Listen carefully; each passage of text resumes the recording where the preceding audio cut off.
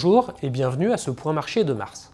En février, la progression de l'épidémie liée au virus Covid-19 a remplacé le conflit commercial sino-américain et le Brexit comme principal sujet de préoccupation des investisseurs.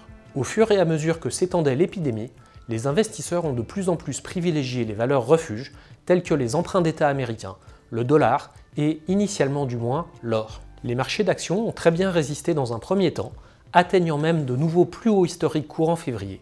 Mais ils ont ensuite très brutalement décroché après qu'ont été identifiés de nouveaux foyers de propagation du virus, en plus de celui déjà connu en Chine. Tout porte à croire en effet que les conséquences économiques de cette épidémie vont être très sévères au premier semestre de cette année, via une combinaison de chocs portant sur l'offre comme sur la demande.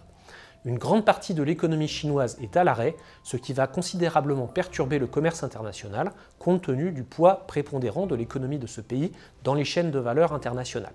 Ce poids est en effet beaucoup plus important que lors de l'épisode de l'épidémie du virus SRAS en 2003.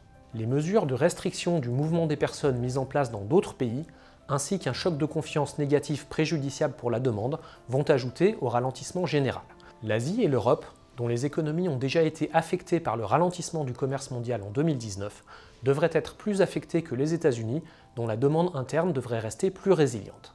Sur les marchés, il faut s'attendre dans un premier temps à davantage de mauvaises nouvelles qui vont continuer de générer une forte volatilité au fur et à mesure que l'épidémie va encore s'étendre et que les spécialistes vont continuer d'essayer d'évaluer sa dangerosité. Le plus probable est cependant que l'épidémie sera ensuite maîtrisée, comme l'ont été les phénomènes similaires par le passé, ouvrant la voie à un rebond des classes d'actifs risquées.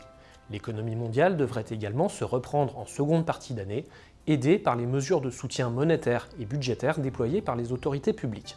À ce stade, nous ne nous attendons pas à ce que la croissance potentielle, c'est-à-dire la capacité de production à long terme des différentes économies, soit affectée.